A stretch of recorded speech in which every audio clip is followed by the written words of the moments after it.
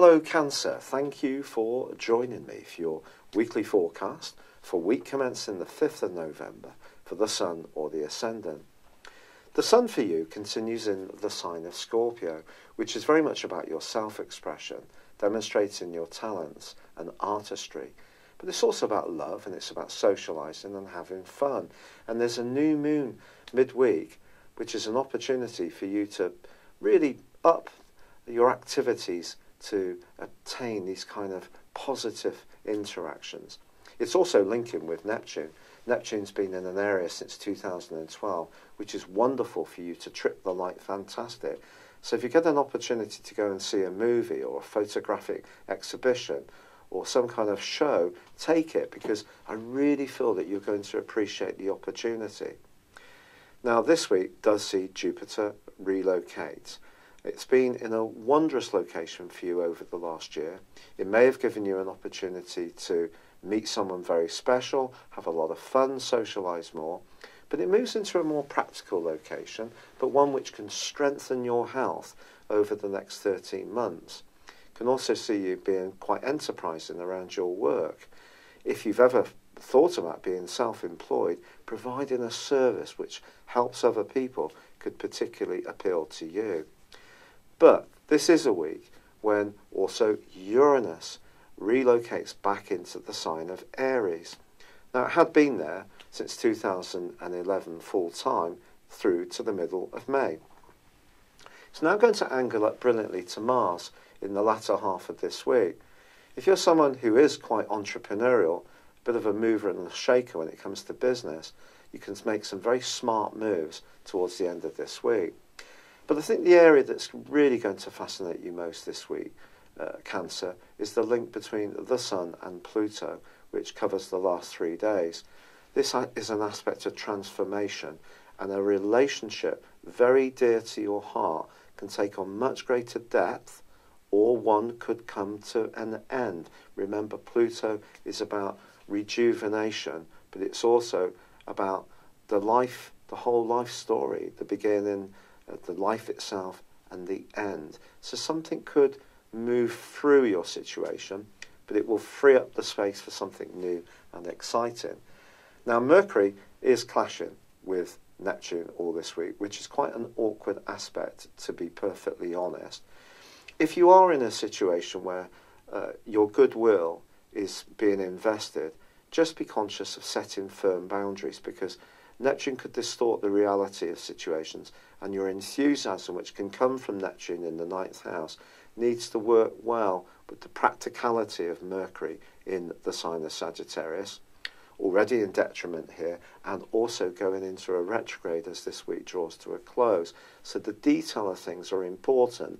Try to avoid taking shortcuts, but I think generally the angle between Mercury and Neptune just really is about facts and figures, making sure you get them, and then you can make some informed choices. But changes are possible this week in a truly positive way, and also, as I say, indulge in your senses around the arts. It's been a real pleasure being with you. Thank you for joining me. I'd love it if you would like, comment on this video. If you've yet to do so, please do subscribe to this channel. Thank you. Hello Cancer, thank you for joining me for your monthly forecast for October for the Sun or the Ascendant. The month kicks off with the Sun and Mercury, the planet of communication, in the part of your scope that's to do with security, but it's also to do with your environment. It's also to do with your emotions, to do with family life, and just really feeling comfortable. And there is a quarter moon on the 2nd in your zodiac sign, in Cancer, which squares up with the Sun in Libra. This 4th, 7th energy from the vernal equinox, but from your sign is 1-4, suggests that if something does feel a bit out of kilter in terms of those areas, your personal feelings around this may need to engage in the situation a bit more. I think your feelings are going to be closer to the surface. Someone around you may be a bit moody, maybe a bit tricky to deal with even, but try to engage with them.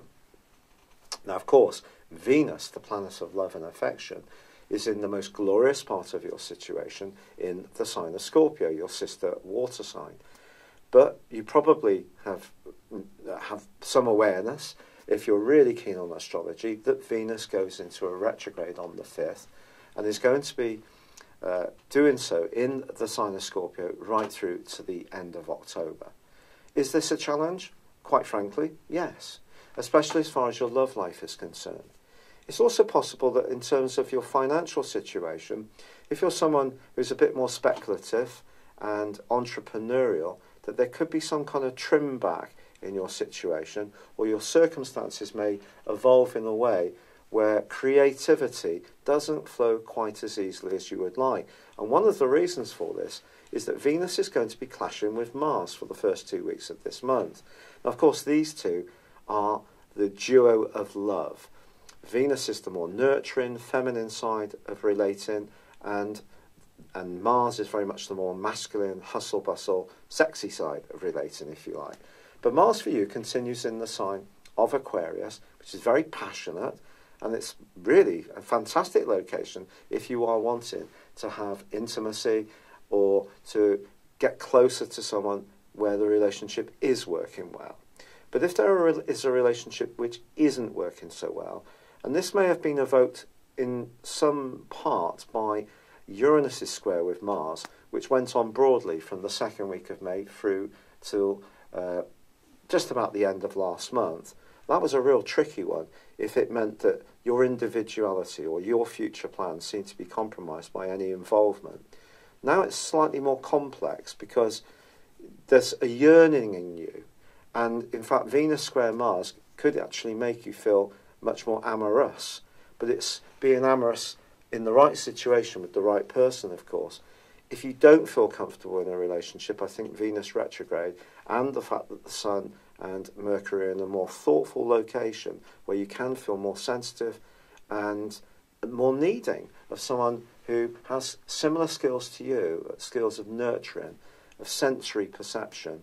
The moon that you have helps you to be receptive, your ruling planet, your guiding light, reception. The Sun is very much about protection. So the receptiveness you have means that with the Sun in this tender zone, you want someone to be protective of you. If they're not, they're out of kilter, the humour doesn't quite blend with yours, they're a bit possessive or jealous. That kind of stuff is not going to go down well with you this month. I've got to be honest. But Mercury does move on the 10th into a much better area for you. It moves into Scorpio, and this is an opportunity for you to feel more outgoing, more playful. But on the 9th, there is a new moon. Now, this new moon is going to be a platform for improvements around your home, family, emotional life. But it is forging a quincunx with Neptune, the planet of dreams, which has been giving you an awesome amount of extra imagination since 2012, and a desire to be more expressive, to embrace the arts, photography, film, travel, anything which really stirs your senses.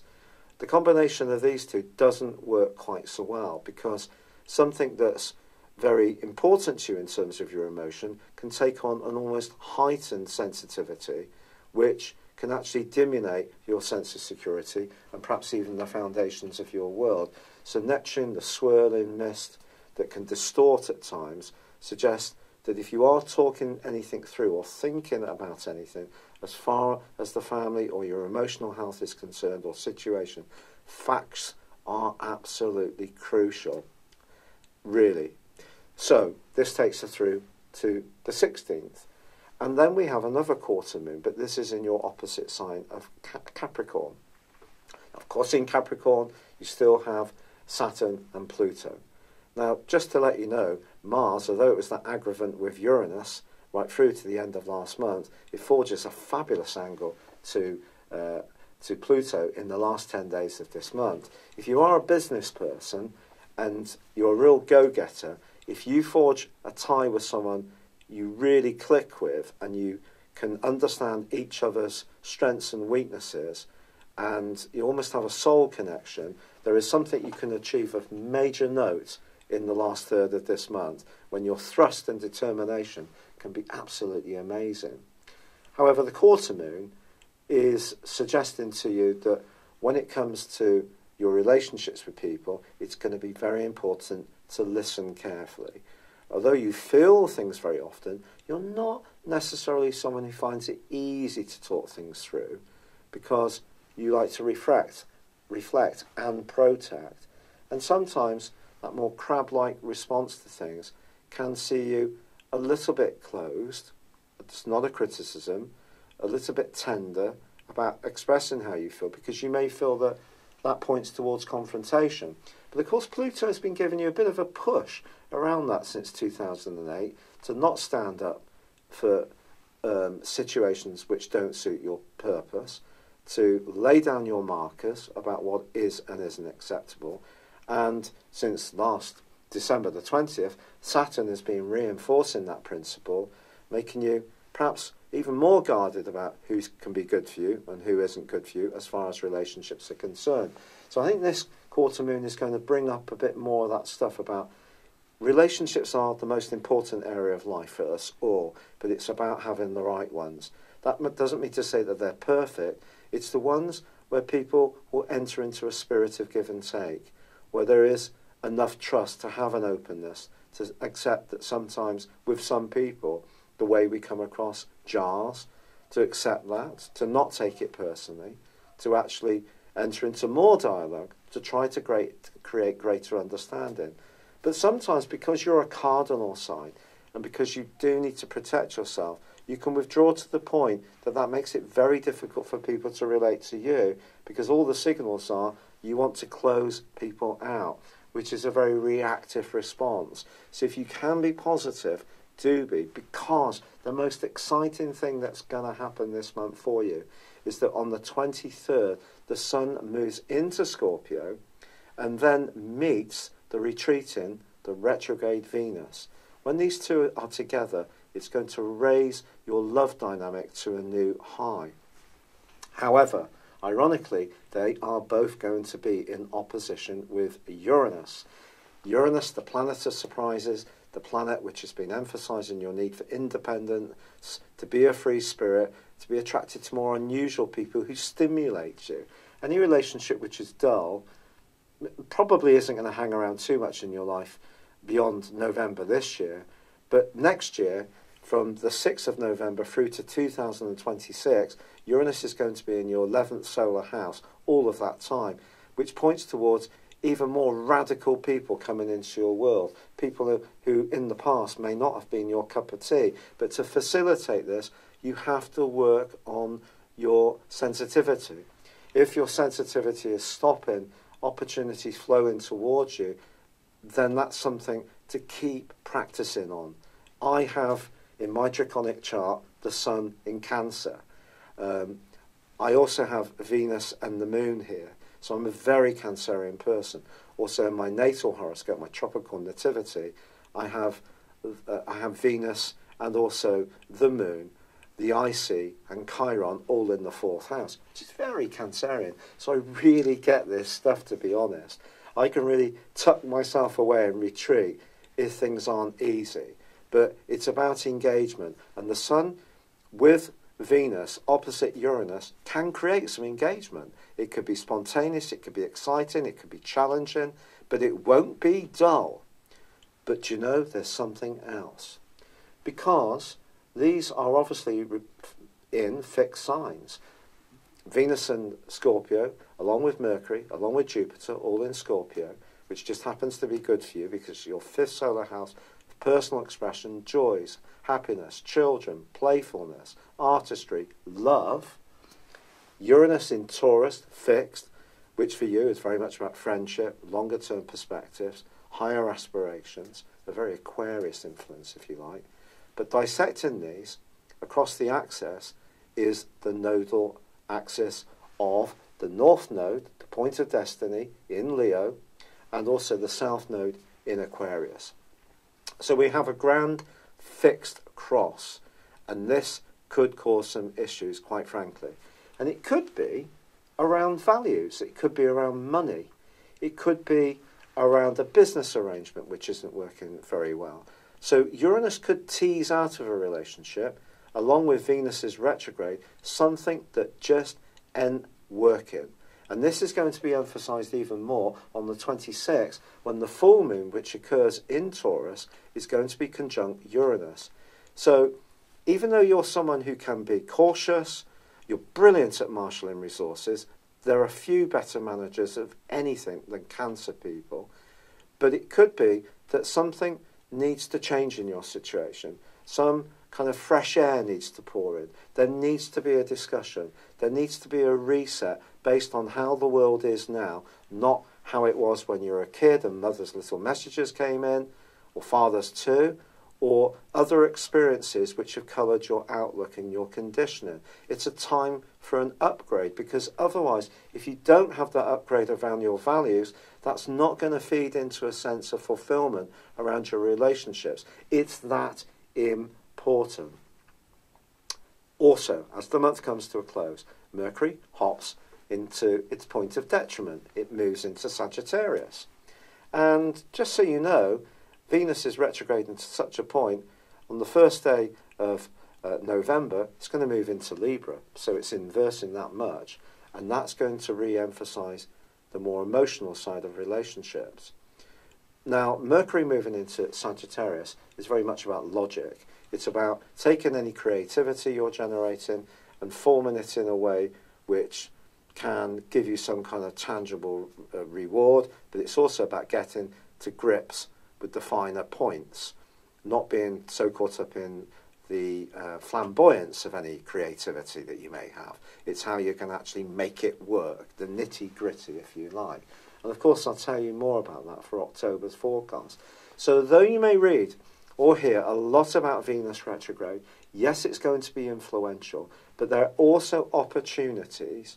But I think those opportunities do depend on you being open to change, quite honestly. We all need to be open to change. Pluto's in your sector of change around relationships. Saturn's in your sector of relationships when it comes to the structure of your life, and perhaps resistances within you or from others, obstacles, but sometimes opportunities if we have the courage to really embrace things. So it's such an exciting month in lots of ways, but I think it is a lot about relationships for you, quite frankly, more emotional relationships, and then more playful, more social ones too.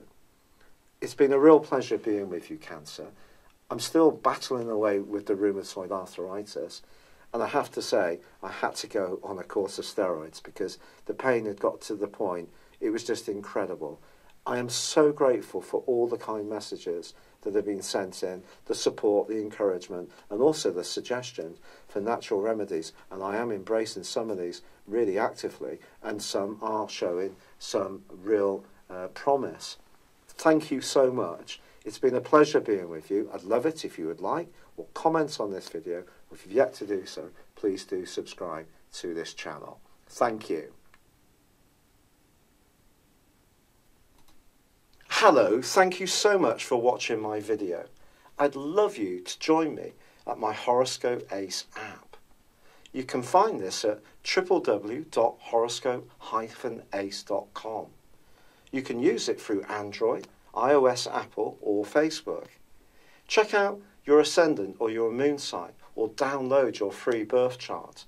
There's all your favourite videos, plus there are daily, weekly, monthly and yearly horoscopes for general, love, Chinese and Indian astrology. If your passion is tarot, there's my brilliant 3-card money or love tarot readings too. And it's all there at www.horoscope-ace.com. Thank you.